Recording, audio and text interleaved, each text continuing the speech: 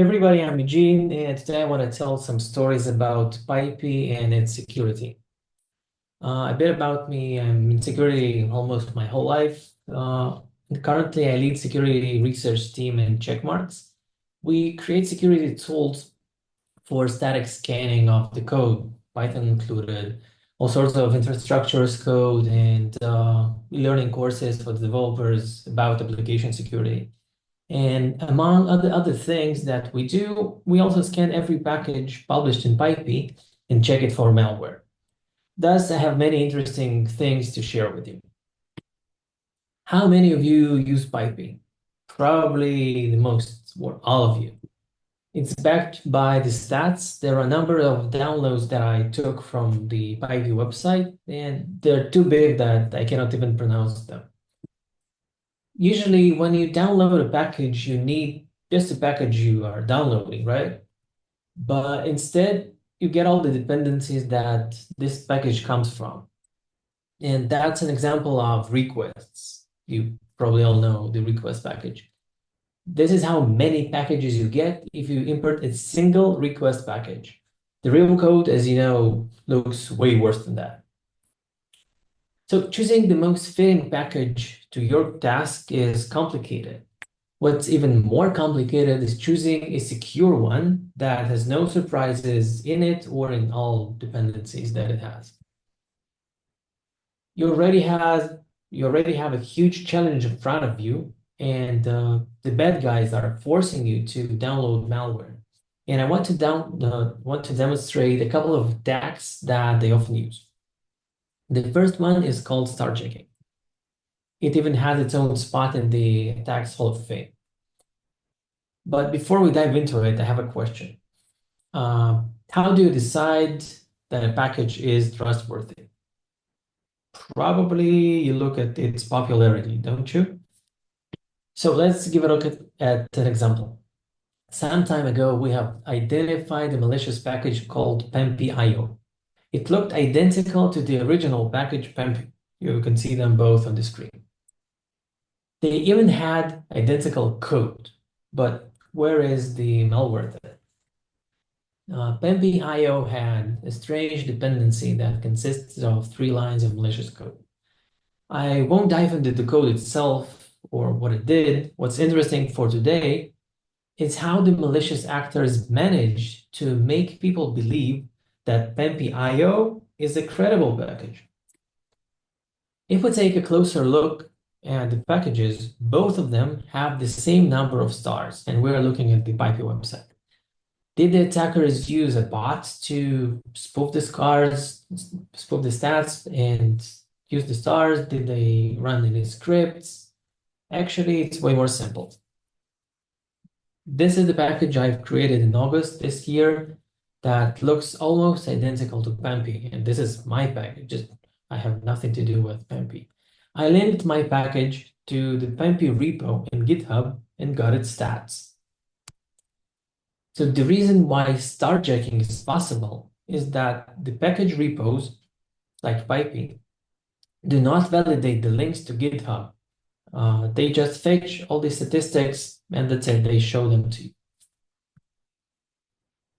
2 years ago, when we found PyPi was vulnerable to star checking. Then some time ago, they started introducing changes, and the first one was they added 2 sections on the package page that show verified details and unverified details. However, they kept showing the stats of any GitHub repo provided in the metadata in the unverified details section, but they still showed them. And finally, at the end of August this year, they've changed the way they display GitHub statistics once and for all. So now only the trusted publishing method, like GitHub Actions and some others, enable displaying the GitHub statistics in the verified details section. So now it looks like the picture on the right, and before it was like the picture on the left. So only the packages that prove that a GitHub repository belongs to them can display the repository statistics. And I must say that the PyPi team is doing a tremendous job trying to validate the metadata provided by the package maintainers, and probably they are the only package repo that actively works in this direction. Others just don't show that. Another technique that we often see in the wild is called typo squatting. You may know it's a long time ago by the domain names that are one character different from a real one and are often used to lure those who make a typo. Same thing for packages. We make mistakes when we type while pip installing. One of the attacks that we have observed, including more than 900 packages containing malware, and the thing that united them all was typo squatting. For example, we came across these packages. As you can see, all of them are typo squatted versions of Selenium, a popular testing framework. So you are probably wondering, how can you avoid choosing a malicious package? How can you check it? So first of all, avoid pip installing manually, avoid typing, and use the pages of the packages on the PyPi website. You can also use dedicated tools that validate the package and the GitHub repo that it's pointing at. Using this QR code, you can find an open source Chrome plugin that runs several security tools and displays the result on the PyPi package page along with its metadata. You'll get the QR code in the end. That's also an example of another open source tool. I compared the original PyPi and malicious PyPi.io packages. As you can see, the popularity stats are equal, while the dates and releases are different. Most importantly, the first release date is almost impossible to forge because a target package should become popular and it takes some time. Otherwise, it will not become the target of the bad guys. You can also dig a bit and validate the author. Similar to the packages, the malicious accounts are usually fresh, while the real ones are there for some time. No matter how hard you try, you can still install a malicious package. So let's see what behavior we have observed while researching those packages. In one sentence, they are trying to steal everything from the developer's computer. To be more specific, those can be the cloud provider's credentials. Credentials of services that cache them somewhere on the file system. Crypto wallet secrets can be stolen, or wallet addresses are substituted with the ones belonging to the attackers when infected users are copy-pasting them. Your browser contains a lot of juicy information. We often see accounts compromised via stolen cookies, for example. This is just a glimpse at what can happen, and you can read more at my team's research blog to get the full stories. Now we know what the attackers are looking for, so let's see what they do with this loot. I'll tell you several stories about developers of open source software, and each story shows different aspects of open source software and GitHub that can be attacked and what all of you can do to protect yourselves. The first story is about Faisal Salman. He maintains a very popular JavaScript package in NPM. He devoted more than 10 years to it. It has millions and millions of weekly downloads. And once, some time ago, likely his account was sold at one of the darknet markets. The forum post mentions millions of downloads, a lot of dependents, and no multi-factor authentication. A couple of weeks later, Faisal posted that his account has been compromised and malicious versions of his software were published. It took him some time to roll things back and remove malware, and of course, he has lost credibility of the package users. What if your repo gets hacked or you just found a malicious package? What should you do? You can report malware to the PyPi security team using the dedicated button that you can see on the screen. It's shown in the project page when you are logged in. It's a bit hidden on the left side and the bottom, but if you really try, you will find it. Though what you should not do is sharing the data at public forums, channels, or mailing lists. The PyPi security team, according to their last stats, are responding very swiftly, less than a day, to such reports. While issues reported to public channels are likely to be missed by the security team, but happily found by the bad guy. We've seen a single developer compromised and malicious packages published. Can things be worse and reach a bigger scale if one developer is compromised? The answer is yes. You probably know this account. This is basically Python itself and everything around it. And this is a recent story described in the PyPi blog. A GitHub API token of an administrator of the whole Python infrastructure was leaked. So this token gave access to all Python infrastructure repositories. Luckily for us, it was found by the security researchers, swiftly revoked, and no damage was done.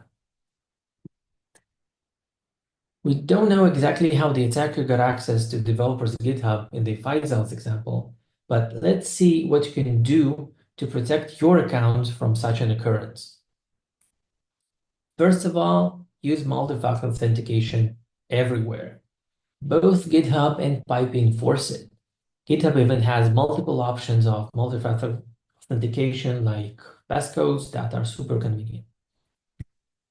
When you publish code to GitHub or PyPi, use one token per project, not like one token per all the Python infrastructure, and set its lifespan to a relatively short period with minimal permissions required that you can set in GitHub. If such a token is stolen, it will not give all the keys to the kingdom, just one. And remember that when you use API tokens, and you probably do, when you use them in pipelines, they are the most vulnerable chain in your authentication, since they are not protected with multi-factor authentication. Moreover, you should scan everything for secrets. And I really mean everything. Secrets may leak anywhere, especially where you do not expect them to be. We've seen what compromised accounts of a single user can do. What about a library used by more than 100K sites? The polyfill.io library is a popular library that was heavily used all over the place. However, this year, at some point, its maintainers decided to transfer it to another company. Its domains and GitHub repos were sold. And of course, in half a year, the library started spreading malware. Everyone had to roll back to the original version of it, which caused a lot of headache.